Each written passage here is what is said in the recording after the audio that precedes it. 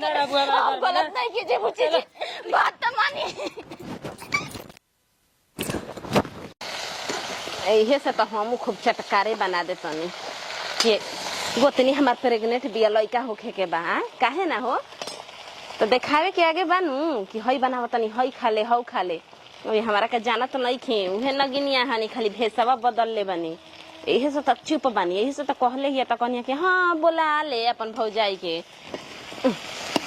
का है भौजी? अरे का जी देवर जी ध दे बिलु का हो तो अब ली चूल्हा भी एगो हम ही खटे वाली बनी तो अब एनिया ने ना ध के बनाई बाबा कहां से हम जाई ले आवे खाती कुरुसी या पुरुसी। कहले भौजी ना देखा ओल के सब्जी वगैरह खाए के मन कइले ह त लेके आइल हनी बढ़िया बनई है एकदम ऐसा चटक ना तो ओकरा कहू कि हां हमारा पसंद जो बनल बा। जब ओकरा के ना पसंद जुगुत हमरा बनावे के रही त इतना बढ़िया से हम भूंजती सूरन हां ई बताई फोन कदल शुरू कर भौजी आवत या भौजाइया ओकर तब के नाम कइले होई कि हेजी पहुंच गइनी। देखी देवर जी इहे नु कह जाला कि जब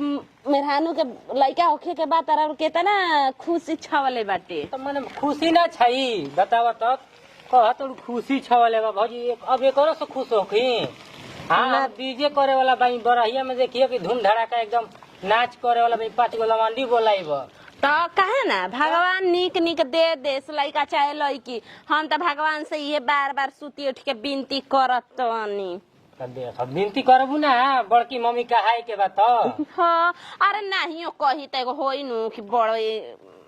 माई बिया एगो तू कहे लागलू नाहियो कही तो एगो बात के बात कहनी हां कि आजकल कौन लइका कहत वसन बड़की माई जब जन्म करम लेत वसन त माई अपन सिखा दे तड़ीसन कि ओकरा के मत कहिए हम तोर माई हई ते तो न बावन सिखा दे न आदमी त अपन कही कोई पूछी तो के ह तो कहबे न करी कि बड़की मम्मी हई। हां ई तो बतिया ठीक है कहत है आ एकदम भौजी देखा लागत है एकदम मसाला सूरत तो भुंजत भुंजत लाल को देल बड़ू होल के हो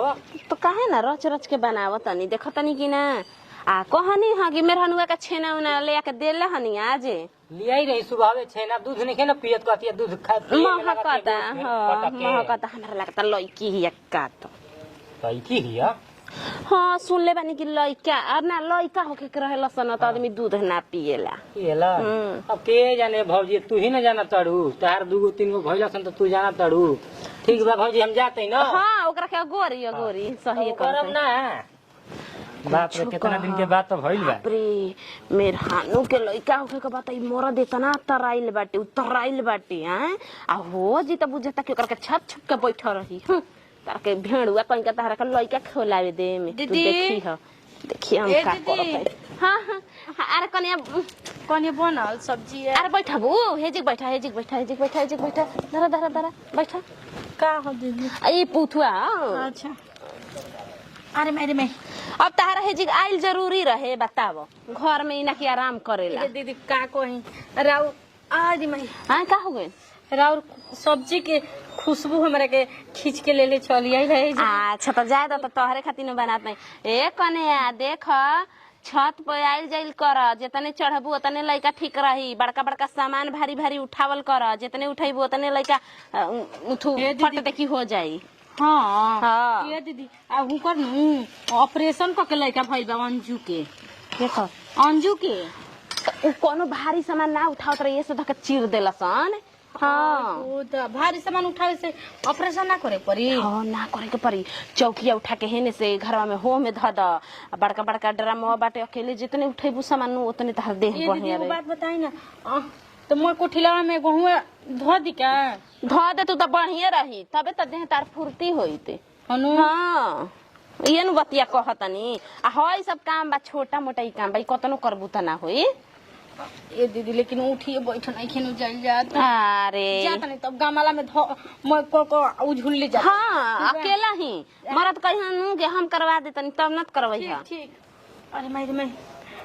आ भौजाई आवत हो आइए गोल बनी लिए वहां के दुआरी पर अच्छा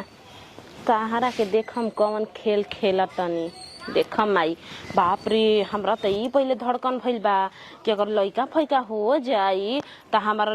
दोनों हमार बबुआ राण ऐसन रणुआ ऐसन बैठ जाइ हसन धन दौलत एको तनी तनी मिली ऐसे तो एकनी के ज्यादा न मिली। देखो हम एकनी के कैसे जहरीली भौजाई बना के खुद के हम देखावत तनी। भौजी के लड़का होई न 2000 तो जुटा लेल बनी और 1000 जुटाई में सौभन के बोले लुटा का करते हुए जा रे? हाँ चलो जा उठ घर जो घूमत रहता तू खाली एने होने तोरा के जब भौजी के भीड़ नहीं तोरा रह जाता रे घरवा में। का बक बकाई रहला दिन भर तो घरे में न रही ना घूमी फिरी ना का। हम जाती भौजी के लिए आवे ओकरा न तो जा आ तू घर जो भौजी भी बैठल है कुछ मांगी पानी उनी मांगी आ तो जाई कल चला रे तू एने बाई दुआर पे तो बोलावले बड़ी भौजाई क्यों ना दिहान अभी जा तई लिया तो कहते बोला बोले जा लिया के आवा जो घरा बा भौजी भी आवे तो कुछ मांगी तो लिया के देबे नु। ठीक बा जाती तो तू हमरा पैसा देबा न। अरे हाँ रे तोरा के पैसा दे तोरा के कान में के झुमको किन दे। ठीक बा जाता नहीं ना। हां जाती पानी उन्हें दे दे एगो 30 रुपए के तोरा के चप्पलो किन दे। 30 रुपए के चप्पल तो तब को रुपए वाला पेन बढ़िया हाई हील वाला सैंडल किनी है आ 10 रुपए वाला बाली किन दे तोरा के। सोना के बनवाई है सोना के कहली लेबी। हां जा लिया के आवा चल ठीक बा हम जाते हैं आज देखी है ना। ठीक बा फिर आज जाए हम जाए तो तू एने मत निकली है जो बढ़िया ले देखी है हम जाते हैं। आगुलू तो ठीक कइल कम से कम आइल बड़ू तो हम देहिए जंगारबा तो करबू नु। आजी बुची जी ढाव सहूर से रहनी मिल मिला के गोतिनिया और माने लिखी ना मिले मिला के रही ना भौजी कल दीदी कह दिली नु कि कोठिला में मैं गहूं डाल दो मैं गहूं डाल देनी कहते कि लड़का बढ़िया से होला चिरफार ना करे के पड़ी। आजी कोठिला में से गेहूं अकेले निकल मिरवा अरे भरू ही बोरावा में सब रहे तो पागल है एकदम से ने उहे लागता कि डावा धलेल बा पेटावा दुखाता। आजी लइका होके के रहेला ना तो थोड़ा छोट मोट काम कइल जाला हई वजन चीज उठावल जाला तो पेट ना दुखाई रहुआ खो। आई हो भौजी का कही हो तनी तेलावा लहसुन पका के डामा में मला ना हो भौजी। चली कोनो बात नहीं कि हम आ गइनी ना प्रभु के कोनो दिक्कत परेशानी ना होई आ कोनो काम धाम नहीं खे करे के समझनी। आ बड़की गोतिनिया जरे मिलजुल के करावई ह तू ही भौजी अब आगलू तब हमरा तलिया करे के ना पड़ी। हम बैठे खातिर थोड़ी आई नहीं बुची जी कामे धंधा करे खातिर ना बस भगवान से इहे मनावत तनी हे भगवान हे शिव गुरु निके निके हमरा ननद के कुछ दे दे लइका दे चाहे लइकी दे।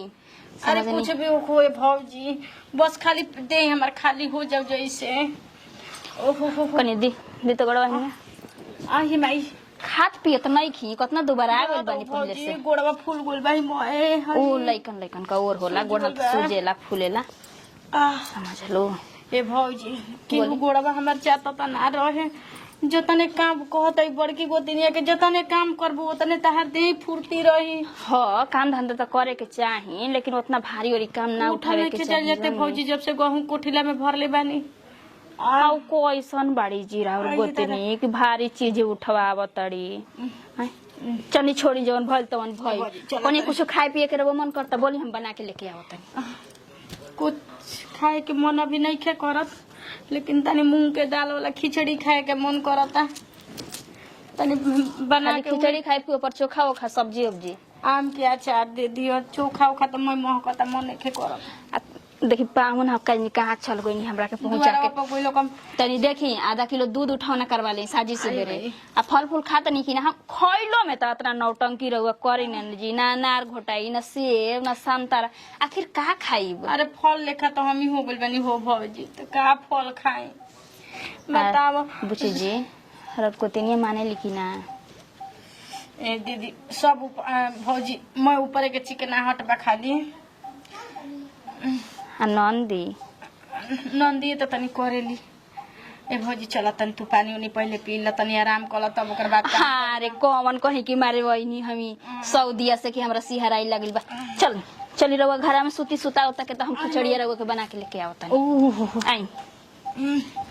जवन खाए पिए के मन करी ला जाए डराइब मत। अरे बाप रे बाप हे शंकर भगवान हे हमरा घर के देवी देवता जैसे हम ई काम करत न वैसे ही ओकरा के काम तमाम कर दी इहे त मुकर ढूंढत रही कि कहिया ओकर भौजाई आबो कि हम अपन काम करी। देखो यार कैसे हम ले जाके पिया के आ तुरंत सत्यानाश कर देतनी। हाँ ना रही बास ना बाजी बसूरी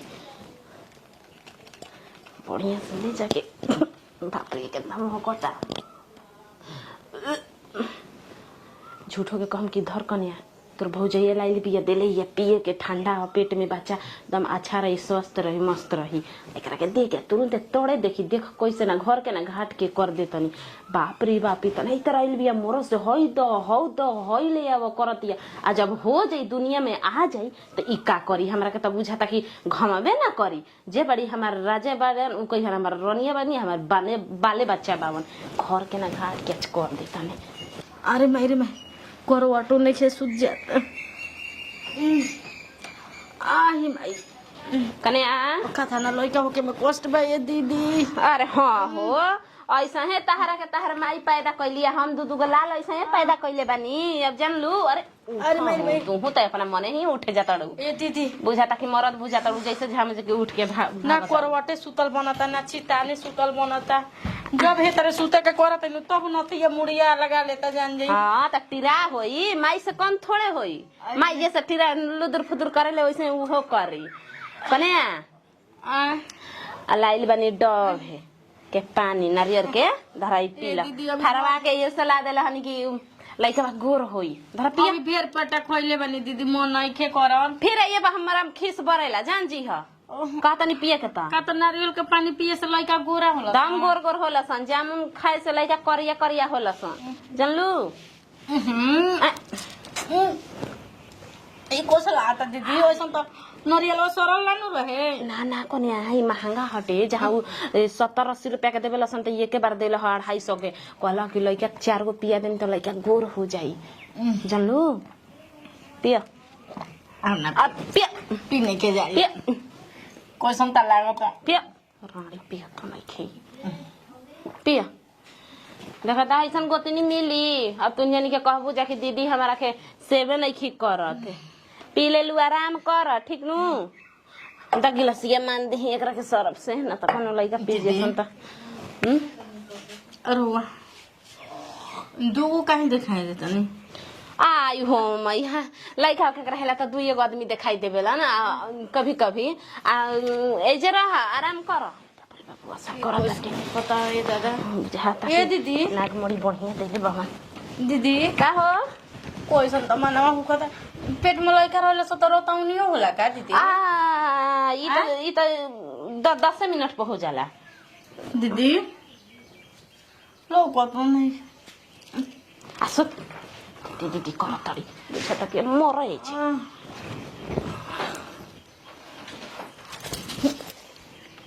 जाए दो ये भाई पूछो कहो मेरा हमारा देह छूट जीत निके निके है भगवान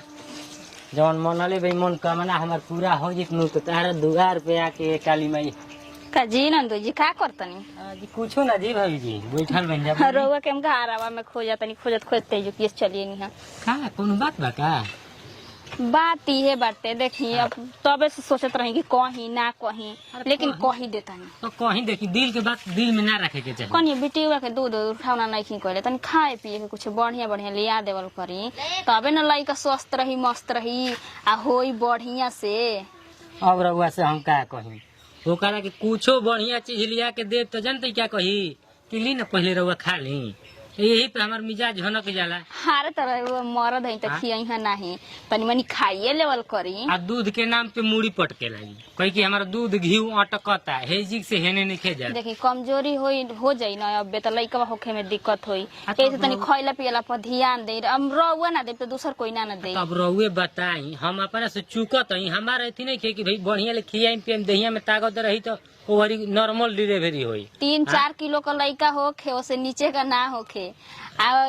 एकर बबुआ के दादी कहले बाड़ी कि देख हमरा लड़की के बढ़िया से ख्याल रखी है जवन खाए पिए के मांगी तवन टाइम से दी है बना के ओकरा के आ देखी जवन उनका मन करी रवा के लिया खिया के बनती हुए लइका लच्चुआ हमारा यहिया से रउआ आइल बई नहीं देखत का लिया के गंजले रहतनी हम एगो रहेला कि रउआ सामने नहीं खिलियावा तो कहबो करती कि देखी हम बाई तबो नहीं खिलियावा तो अनावा का करत हो हाँ तना ना सब कोई खुश बाटे कि लइका चाहे लइकी निमन हो जाई त गांव टोला में हमनी के मिठाई बंटवावे के एकर पापा कहत रही हम कनी चली जी भगवान बताई कि दे वही कनिया कोई के कुछ कोई बिगड़ले हमनी का थोड़ी नहीं हमारे तो कोई के ना बिगड़ले बानी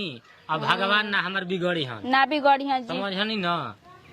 इंसान के बिगड़ला से ना बिगड़ेला आदमी जब से ऊपर वाला ना चाहेलन तो इहो बतिया तो सही बाटे। अब बताई कि एक काले अनार 1 किलो सेव लेके नहीं अभी आज तक ले देखब ड्रेसिंग में सरकता वही तरह। अभी तो बुढ़िया कीन के दी हुई 1 किलो सेब, 1 किलो का कहाला अनार, 1 दर्जन केला आ लेके आयल बनी देखनिया फ्रिज में वही तरह रखल बाटे। और राउरो लियाल का वही तरह पड़ल था। अब बताई कि हमारा में कमी बा कि ओकरा में कमी बा। अब तने बताई बतिया हमरा के।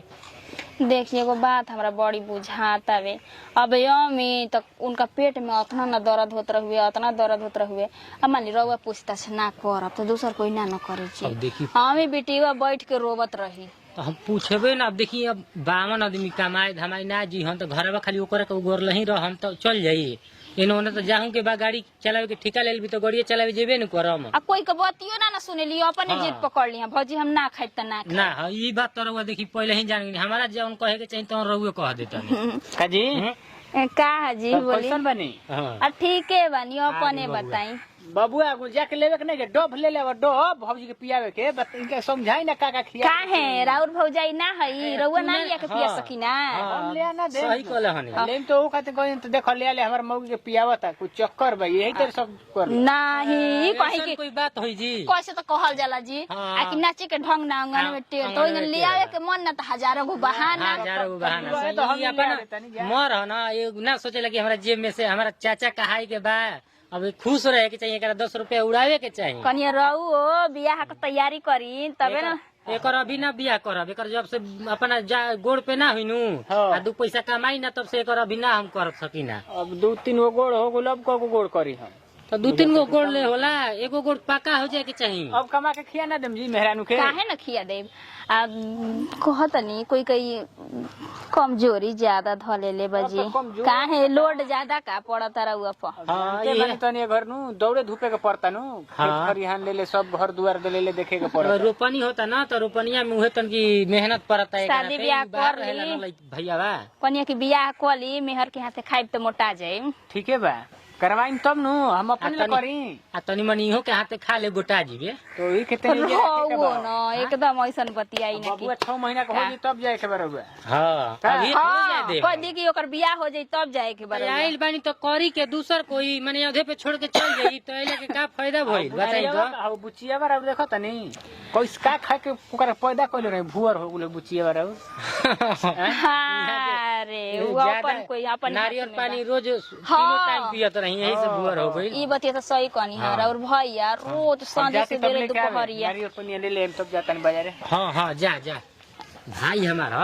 ना रही ना तो घर देखत रहेला। आ नारियल कहू पानी। तो भौजी को अपन देखत रहेला का खइबू का पियबू पूछत रहेला। आ नारियल पानी न रोज हमरा के लेके आई है पी उहे आ हमार बाबू जानते नहीं 3.5 किलो के भइल रहे देखी तो यही से न होला कि नारियल पानी पिए के चाहिए। एकरा के लिया के नारियल पानी देनी काल हो लिया के देनी तोर से मुंह में घुसावा कनिया सुनी करे लागती। तन जब बाजारी में न तेगो मीठा का पान ले ले आई रउआ खइने का ना बुची जी के उहे खियावल जाई। मीठा पान मीठा पान खियैला से न हाँ। लइका होला त ओकर ओठ लाल लाल होला की समझनी हाँ ई बताई जाइए लेके तो- आई चली जा ठीक तनी तनी बा। वो बिटिया के पूछ ठीक बा, हम खिया ले पिया आवत दे तनी। ठीक बा। एक्शन भौजी हे भौजी ए बड़की भौजी इनकर भौजी आ कहां बढ़ जा हो अरे बड़की देखा ना का हो गइल बा भौजी के ए बड़की भौजी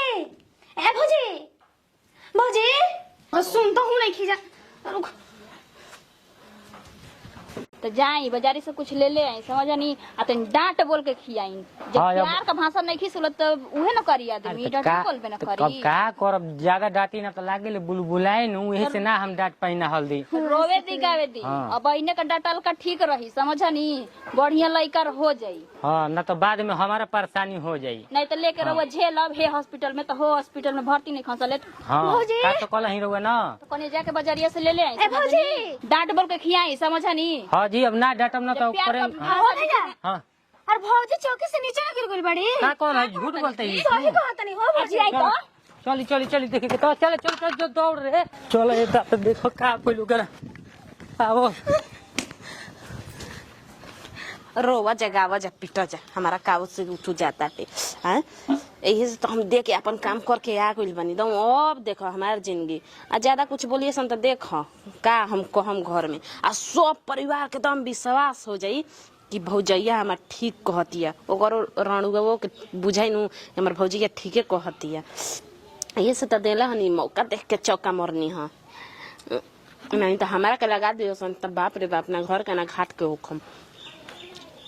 ऐसे कनी के जाते आंगनबाड़ी में चाउर लावे लइकन के आइल बा खबर रोत सन रोला सन तब जाइम लास्ट में जाइम कि ताकि हमरा के कोनो पकड़ा सन मत कि घरे रहे। बुच्ची जी ये जी बुच्ची जी को हॉस्पिटल लेके चली ना बुच्ची जी बोला ना चलो ना भैया ले चलो लेके चली जी उठाई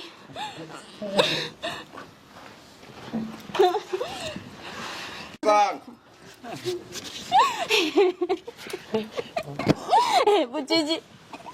ना बता कि अब हमार धनिया नहीं की जी भौजाई।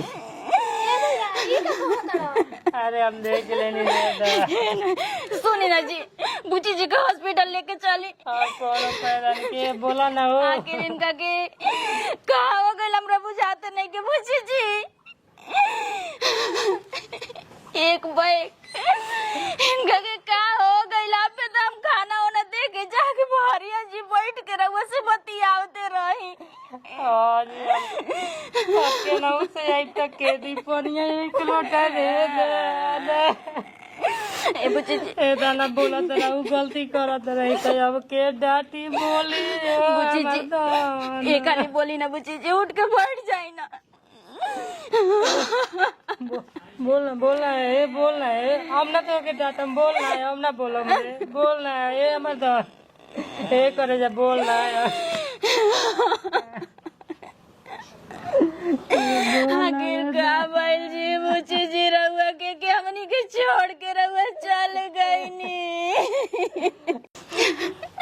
आखिर कौन कमी रह गई लाला बुच्ची जी हमरा प्यार में हाला भइल बाटे ये भौजी का कोई रहो बुच्ची जी उठी ना जी अरे हमर करे जा कि का हो गइल हो भौजी हम कहत रही माई के कि अपन भौजाई के मत बोलावा मगर की इतना उठू उतान में रही कि ना हमर भौजाई आई करे खातिर करवा लेलस नु ई मेहरानू काले परसो हमरा से कहली नी कर लइका लेकी हो जी असन त हमरा के अभी देखभाल ना करी हन झापी झोरा देत रही नु हां दे देलू जहर नु मुआ देलू कि फखरिए दबा देले हड़ी जी बुच्ची जी ए भौज रहुआ ई का कहतानी जा तू हमार भौजाई ना रह तू ना तो अभी तहरा के जे हम जिंदा गाड़ देती आगना में एगो स्थापना कर देती मंदिर बनवा देती पैसा रवा भेड़ुआ बानी हां रे मेहरानू का जीवन रा सोरह जे ले लेली देखी भौजी ठीक हो तो रवा देखी ऐसा काम ना करे के चाहत रहे हमार तो एकदम दुनिया उजाड़ देनी रवा ऐसा काम को के हां तो जरी का है ना का देत रही नु भौजी हई सरिया भौजी हई लेला भौजी तार के कान में के लाइल बानी भौजी तार के चूड़ी लाइल बानी अब तार लइका फइका हो जी त ई नानू देती जब हमार खुशी ना देखल जाते तो रवा पहले ही कह देल राती ना देखी नंदोई जी हम इनका के ननद ना अपन बेटी लेकर जानत मानत रही हम ऐसे कैसे कर सकी ये बात तारा मुंह से शोभा नहीं दे समझ आलू ना आके हमारा घर में आग लगा के बेटी लेके मानत रहू रहुआ के तब बुच्ची जी हम कबो ना सोच ले रही कि आप हमरा पे अपना बड़ इल्जाम लगाई ओइ देख कैसे करा दे अभी हमरा घर के धन लुटा गई और तू एग्जाम के बाद अभी हमरे को करत तारू अभी घर के जाने तारू कि ना हम का कर दे अगर ऐसा ने करे के रहले त हम अपना घर से एजुके करे खातिर नाइ लाती समझनी कि ना समझ कभी घर से निकाले कुल देखी तू हमारा घर में ना रहू नहीं की हम सच बात नहीं बात पर मानी जा घर में जब से रहू ये काम पहले का नहीं काम होता है ना रहू गलत नहीं कीजिए बुच्ची जी बात तो मानी